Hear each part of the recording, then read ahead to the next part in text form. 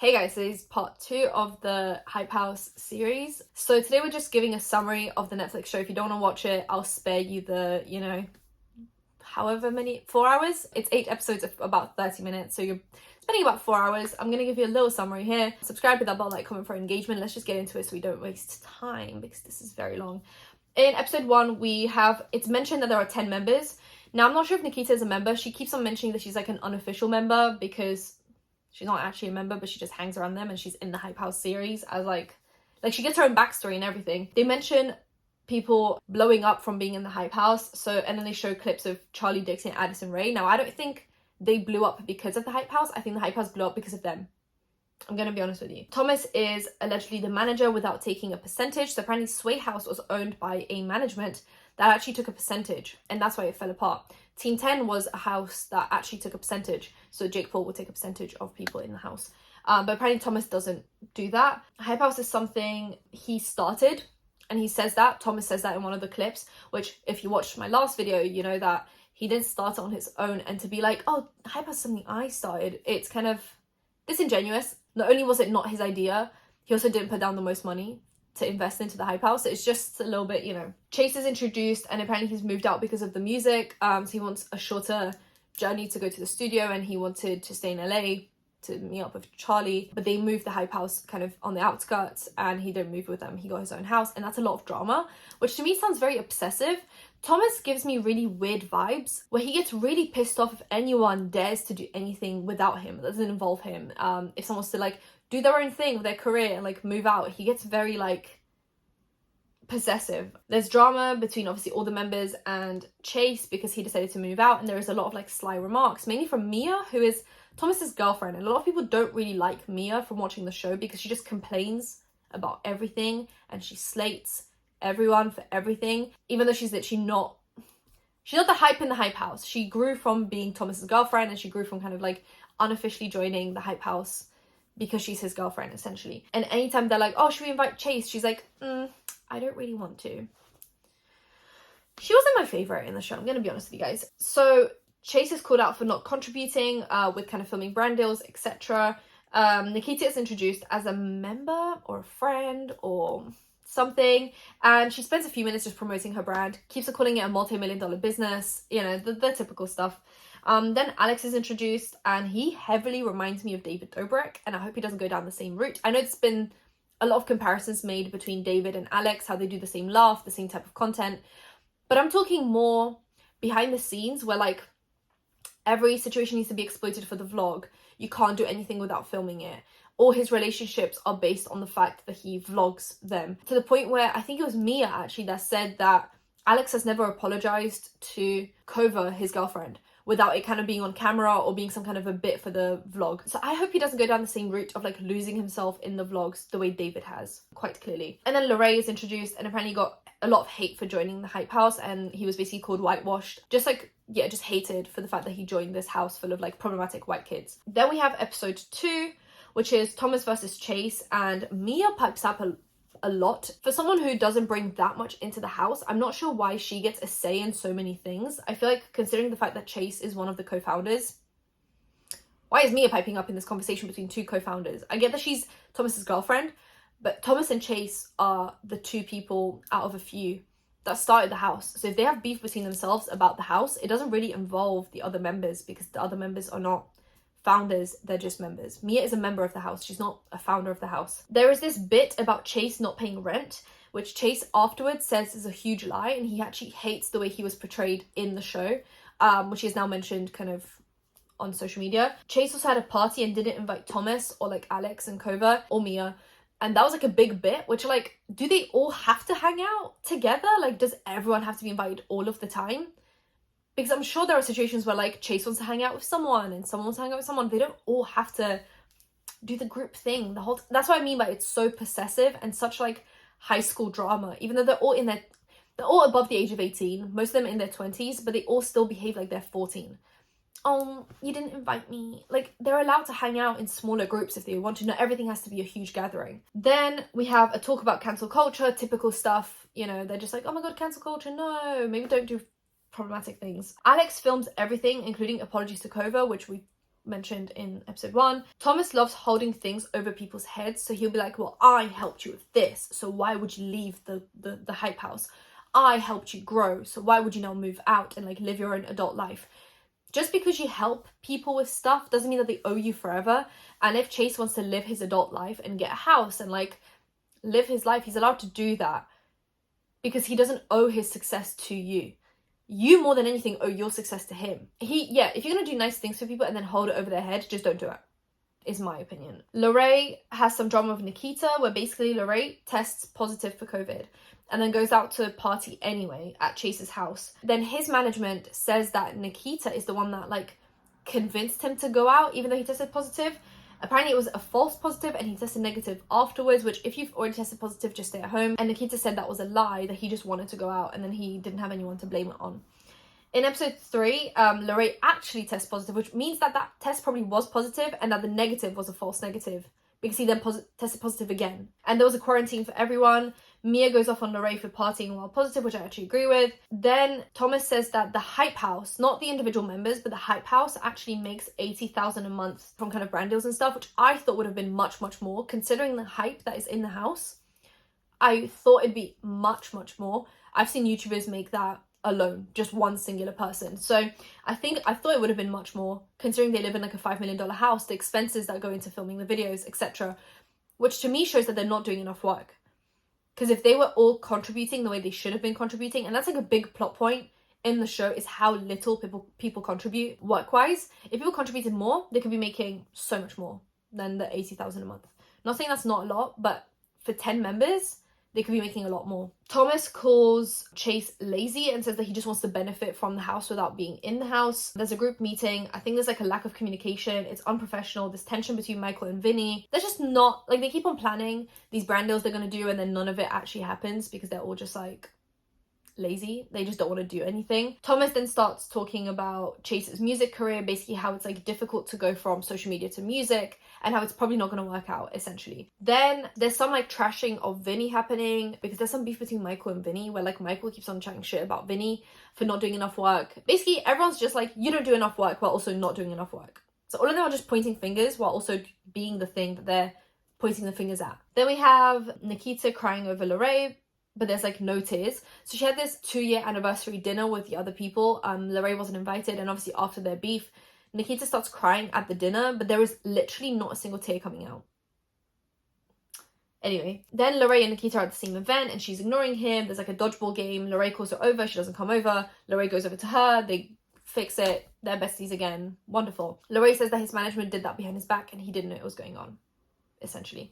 Then we have episode 4, where Nikita calls her mum and drags Trisha Paytas for a few minutes. And it was about, do you guys remember the beef they had on the timeline where Trisha Paytas was trashing Nikita's Snapchat show, and Nikita was like, well, I have a Netflix show coming out, and everyone was like, no, you don't. It's not her Netflix show, but she's in it. And they were just dragging each other back and forth on the timeline. It was basically like a who's more problematic thing, which they're both problematic, so anyway. Nikita talks about being problematic, and then there's also a bit where she's like actively using her phone while driving like this, and that probably wasn't a great thing to show when you're talking about being problematic. Then we have Alex and Kovid doing a fake marriage thing, which is really awkward because the whole show, Kovid talks about how much she wants to be married right now and how she wants to progress the relationship a lot faster than Alex and how she's ready for kids and marriage, etc. And he's just not.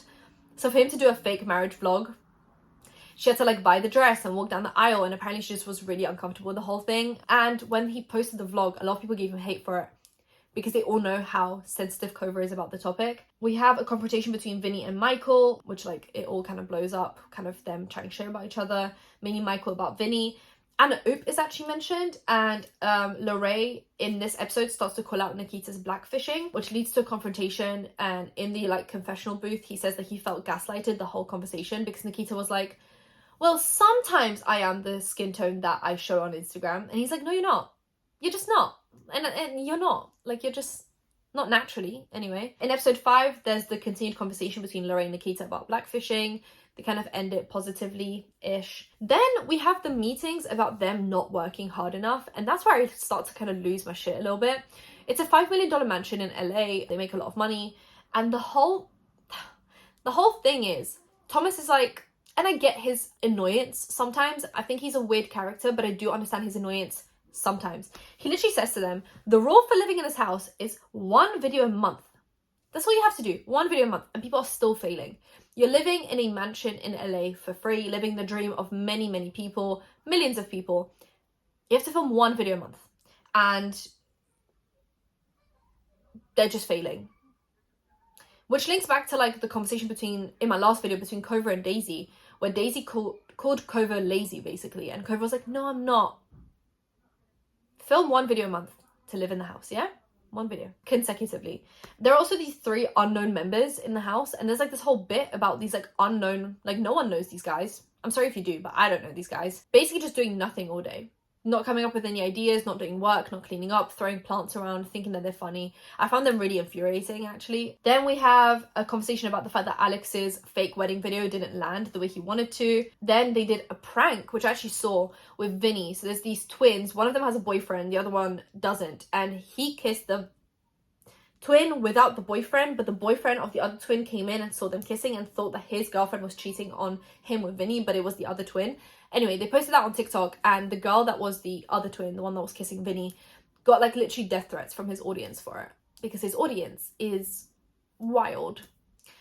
His audience is obsessed with him to the point where they all think they're going to marry him. So anytime he like is interested in a girl, or a girl comes up in his TikToks, she immediately gets death threats. She goes private. She just disappears off the face of the earth, because it's that insanity. It's that level of insanity. And he then talks about it in his confessional booth, how he's literally never going to find love because his fans just don't let him, which I think is really sad. Then we have Nikita being late to everything. She's been late to so many things just across the episodes, and now she was like 3 hours late, and Alex is like, look, I have to go in an hour, like I can't film the video with you now because I told you to come at 1 and you're here at 3.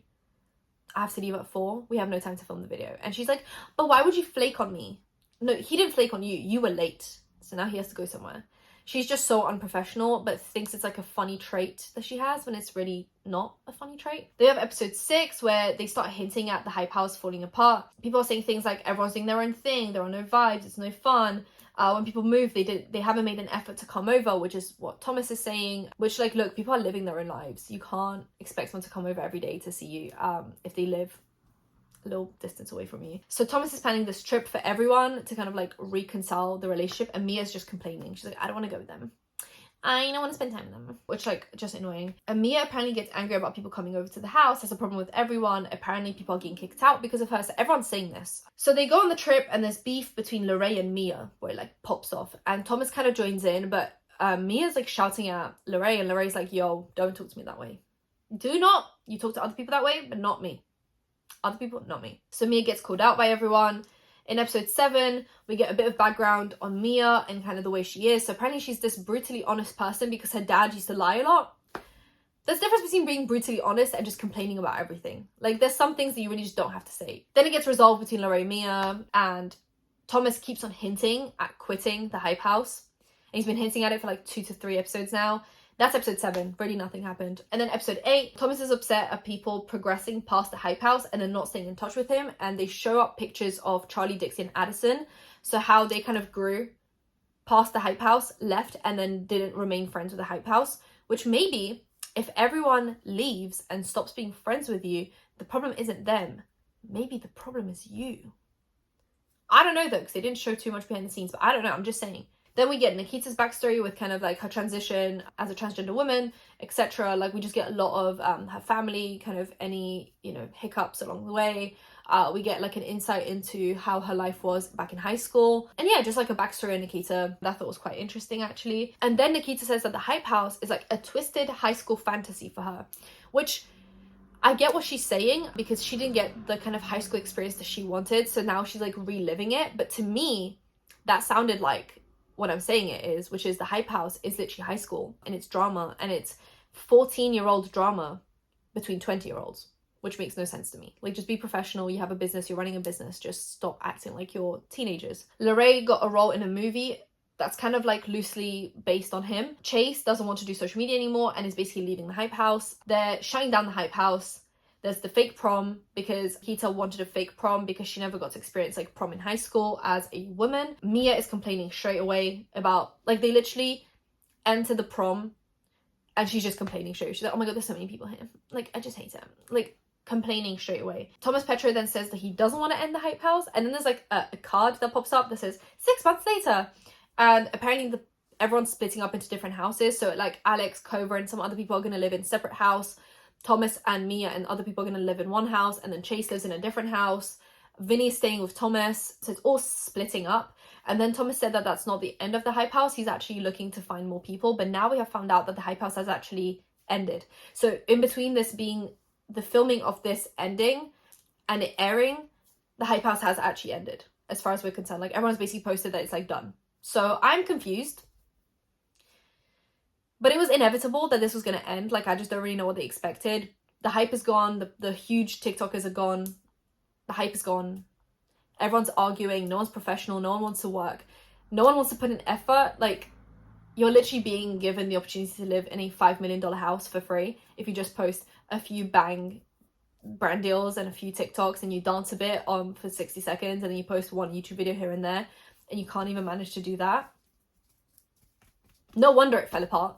There's just a complete lack of like work ethic in that house, and I think there should have been a more clear-cut leader. Like, I think Thomas was the leader just by kind of like, not because he was the best for the role, but just simply because no one else was taking on the role. But I don't think he was a good leader, and I think there should have been more of a management coming in and saying like, you either work or you're out. Simple as, like, you either post the videos or you don't, and then you get out. Because I think because there was a friendship there, it was difficult for him to lead. Because they were friends first and then colleagues second. If they were colleagues first and friends second, he could have just been like, look, in or out, yeah? Film a video or you don't, but get out if you don't. Which sounds harsh, but that's just kind of the real world. You can't not show up to work and then not be fired. So yeah, I think that's why the Hype House fell apart. It was just a bunch of like really young friends with no one supervising it and no one making sure that the work is getting done. But that's what I learned from the Netflix show. I think it was quite enjoyable to watch in a really petty drama way. I think I enjoyed myself a little bit. But yeah, no wonder it's done. That's the end of my 2-part series about the Hype House. Subscribe, hit that bell, like, comment for engagement, and I'll see you in my next one. Bye, guys.